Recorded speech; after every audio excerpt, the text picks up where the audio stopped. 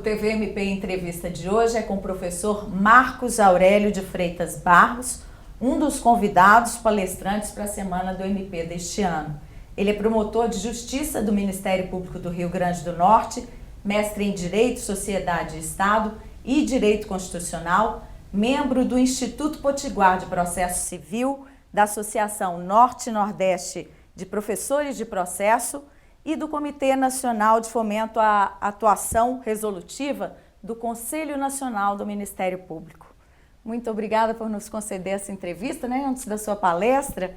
Eu queria começar perguntando como mudar essa cultura litigiosa da resolução judicial de conflitos para a autocomposição com consenso e acordos. A grande verdade é que nós somos formados a partir de determinados hábitos, de determinados paradigmas.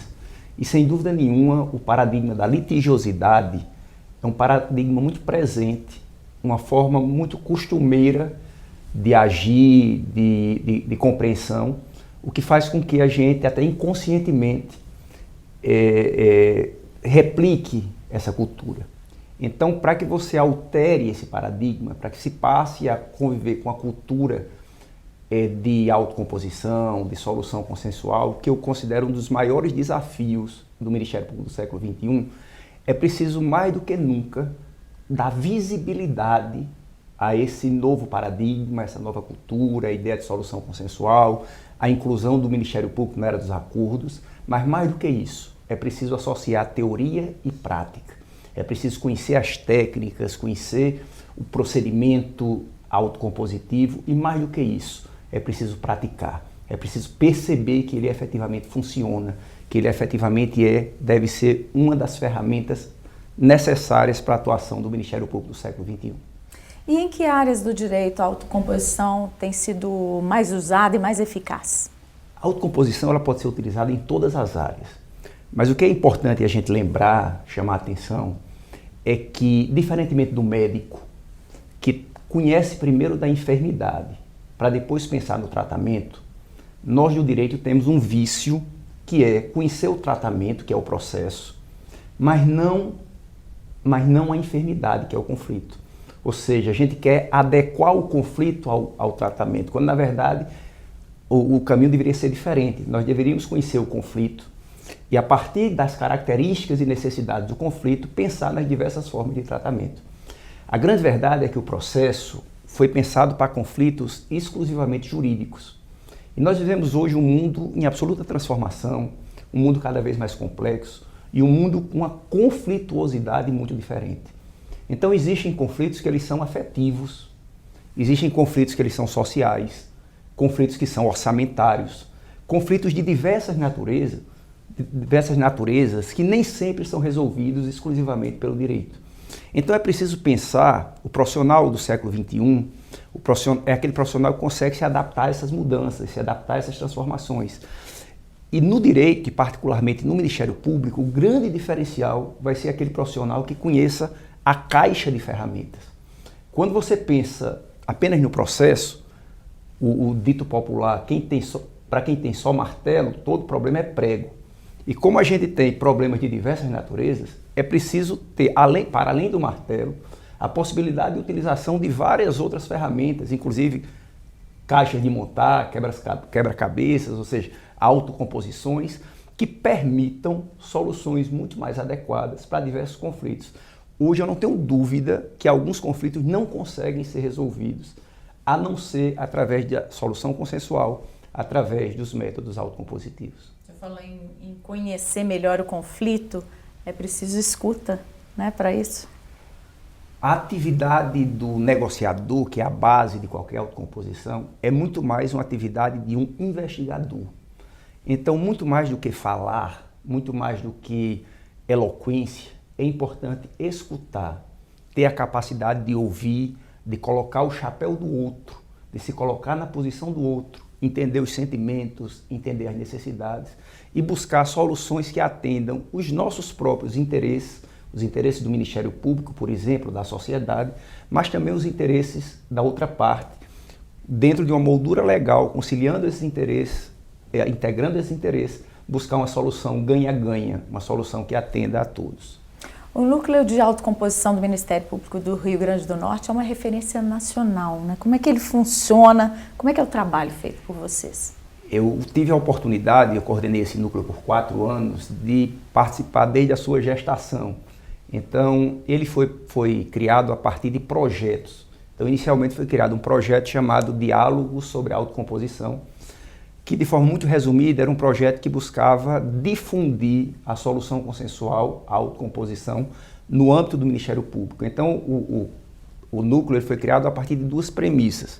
A primeira delas foi resolver os conflitos que já existiam no Ministério Público. Então, nós condicionamos toda a força de trabalho para a identificação, principalmente de conflitos mais complexos, de conflitos que geravam um nível maior de transformação social, e concentrando esforços nesses conflitos, a gente poder trazer para a sociedade resultados mais significativos. Além disso, nós criamos também núcleos operacionais. Além do núcleo de autocomposição, que é o núcleo de gestão, foram estabelecidos, criados alguns núcleos estaduais, como, por exemplo, o núcleo de negociação em causas complexas, a partir também de projetos, o projeto Negocie MP, que foi inclusive premiado, o Diálogo sobre a Autocomposição foi em primeiro lugar no Prêmio CNMP 2018, o Negocie MP foi em primeiro lugar no Prêmio CNMP 2020.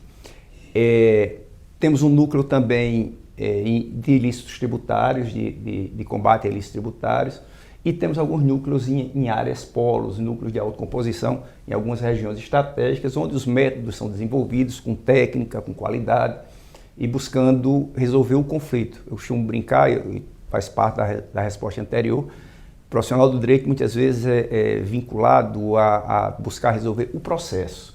Só que às vezes você resolve o processo, mas o conflito permanece instalado, e aí a partir desse processo, vários outros processos eles vêm à tona, porque o conflito ele não foi resolvido, ele não foi atacado, ele não foi transformado positivamente. E é isso que vocês buscam fazer, e a taxa de resolutividade qual é?